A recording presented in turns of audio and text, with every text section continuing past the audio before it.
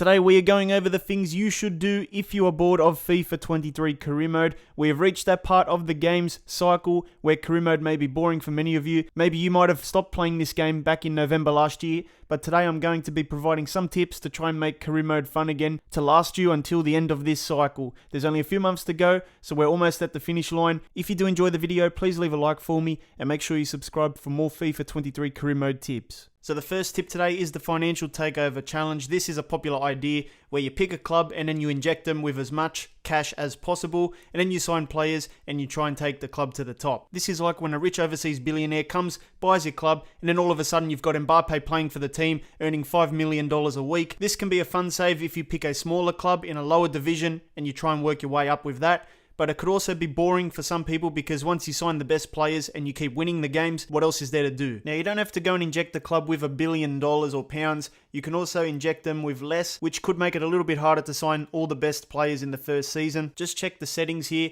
before you start your career mode to see what you want to do. You can even do like 10 million for a club that might not even have 10 million to begin with. That could be like a mini financial takeover. You can go all the way up to $1 billion. You can do $500 million. And then 200 million, 100 million, whatever you want there. You do have to decide what you want to do here because once you get into the save, you can't actually inject more cash. So you got to make sure you know what you're doing before you actually start. Now, another pretty obvious thing that often gets overlooked is to do saves with realistic transfers only. I'm sure we've all done a save where literally in the first window, the first day of your new job, you've got this massive budget and you start buying Neymar, Mbappe, Messi, bringing them over to the club, and basically, you're just having your fun with the best players in the world. And while that is fun to play with the best in the world, it basically gets boring very quick because you're winning all these games. There's nothing else to do after a season or two. So if you do realistic transfers only, you might be bringing in players that are less quality, realistic signings, and it might make it more fun and interesting because it's more true to life. Essentially, you just bring in the players that the club would be linked to in real life.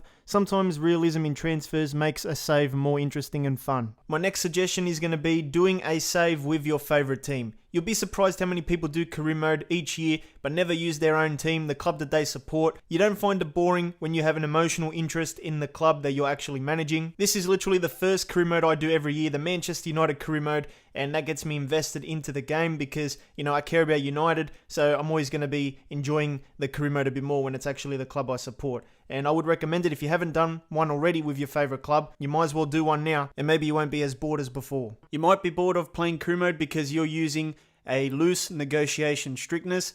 Pretty much there's a setting when you start your save to either make it strict or loose. Apparently strict makes it much harder to sign those high level players. You're not just going to be able to throw money at anyone and they'll come and join the club. If you leave it on loose, it's more likely that you can just throw money at people and they'll come and join the club. So I usually play on loose, but maybe I should be playing on strict as well because it could make it more realistic, which is more fun for a lot of people. Let me know if you play on strict and let me know if it's harder to sign those high level players. I'm not really sure. I never really tested it out, but if you're looking for more of a challenge when you sign players, maybe try out the strict one. It could make career mode less boring because you can't sign those high level players as easily. Another thing you can try and do in the settings is to disable the first transfer window. This is good if you want to do a quick one season career mode save with any kind of club, and sometimes I actually do this as well. I think sometimes it's more fun to start a save with the first window off because you're stuck with the team that is available in real life. So if the team's struggling in real life, you're stuck with those players for the first half of the season until January. You can't do any transfers in the first window, which is usually where career mode people get the checkbook out and start doing all these transfers to boost the squad.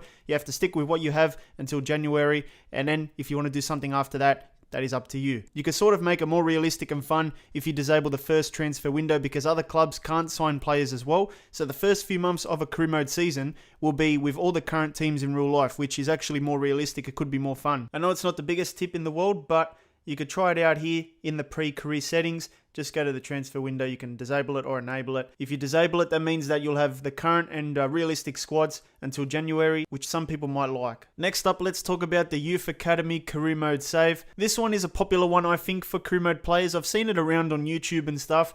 Essentially, I think you can only sign players from your youth academy or the regens from other clubs. This can be a cool storyline because you don't know which players you're going to get when you start because the youth players get generated randomly, and also the youth players are going to be unique to your save as well because they're not real life players in world football. So every save will be different. I know a lot of people love the youth academies in career mode, the youth players, and I guess this is a good opportunity to use the youth a lot and grow them into a super team in a few seasons' time. Another thing you can do in career mode is, of course, be a manager with a real player in the game. All you have to do is go to play career mode to set that up. I would recommend for this time around to pick a player that's actually retiring in real life and do a career mode with them, maybe as a player or even as a manager. So let's say you have Ibrahimovic. You could obviously go down the whole player career mode route and do his final retirement season in the game and try and, rewrite history or something like that. You can do a run with him as a manager instead, which would be pretty cool. You just have to start a career and retire the player. Once you retire the player, you will get offers from manager mode. So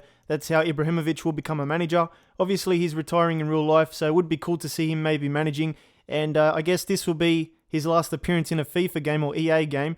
So it could be the right time to use him in a manager mode setting. What is going on, EA? That is not Ibrahimovic. Who is this imposter? There's other retiring players as well, but the reason why you might want to use a retiring footballer as a manager in career mode is to continue their story in football. Obviously once a player retires, they're likely to be a manager as well in some capacity. So why not try that in career mode as well? It might make it interesting. My next suggestion is to play an older FIFA game. This was something that I did last year on the channel and it was super fun. I played like FIFA 15, FIFA 14. It doesn't get much better than that. Now the reason why you might want to play an older FIFA game in 2023 is the fact that you get that hit of FIFA nostalgia, and also the gameplay was good back then too. And the graphics are not too bad as well. Obviously it's not competing with next gen Frostbite, but it's good enough to be honest. You can pick up these old FIFA games very, very cheap on eBay, $5 for a pre-owned game, and you can have tons of fun. It doesn't cost you really much. That's what I usually do. And if you get sick of playing the current game, you can always go back to an older game at any time and have that fun and nostalgia,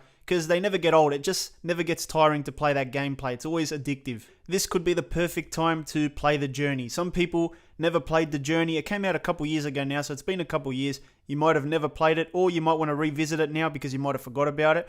If you have FIFA 17, FIFA 18, and FIFA 19 lying around, now could be the best time to play The Journey if you're bored. It's basically like a player crew mode, but it has all the cutscenes. You get different features as well, different customization, and just stuff that you wouldn't see in normal FIFA. And since it's sort of like a story, you won't get bored playing it because there's always a progression across the 3 games. So make sure you check out The Journey if you haven't already. It's pretty cool. Now, if all those tips did not help you, you're still bored of FIFA career mode, you don't know what to do, then I guess it's time to play a whole different game. Dump FIFA altogether and play maybe eFootball or something. It is free to download. You might want to play that. Or you can even try Football Manager. I do recommend Football Manager for that manager mode experience. It's probably even better in terms of features than what EA gives you anyway. But you can even play it on the Xbox, or you can play it on the PC. You can also just not play football altogether. It could be the best time of the year to dump the football games. There's new games that just came out like an F1 23. Plus people play the classics like GTA 5. There's heaps of games that people enjoy. I don't need to describe every game. You guys know what games are out there.